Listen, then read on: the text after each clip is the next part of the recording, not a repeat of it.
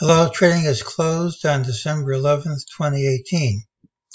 Yesterday we said we had mixed signals, but that this low had a chance of holding. I've been making these videos a long time, and I've said many times that when you have mixed signals, the commonest thing is to gap outside the prior day's range. Next most common is to close a little change. However, I didn't say it yesterday, so even though both of those things happen, I get no credit.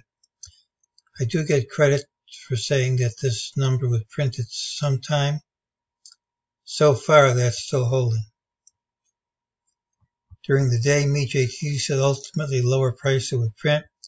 Here it's at a higher price it would print, that rally wouldn't stick, that this drop wouldn't stick, and that prices would have a good recovery. And all that's happened. We have a lot of the same indicators from yesterday indicating this low might hold. What's different is that now the volatility index and the old volatility index have gone over the Bollinger Band, the upper one, and now printed a bar under it. Usually that's a sign of a bottom. This low also took out this prior low. Even though we had this big drop, we couldn't hold on. Even though we undercut these lows, we couldn't hold them.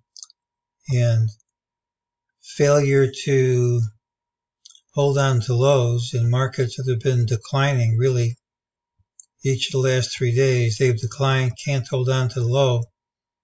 It's actually a positive sign. It gets invalidated though if the gap promptly undercut these lows. Otherwise, higher prices should print without such a gap. It doesn't hurt that tomorrow's the pattern with the early high. It tends to have a late high, close near the high. If it fails, it drops in a straight line. But the odds are good here for an all-day rally, but it all gets killed if the open's weak. If we undercut this at the open or pretty close to it, that's not going to work. Otherwise, we should see higher prices, and the odds have increased that low is going to hold for a little bit. And that's today's call.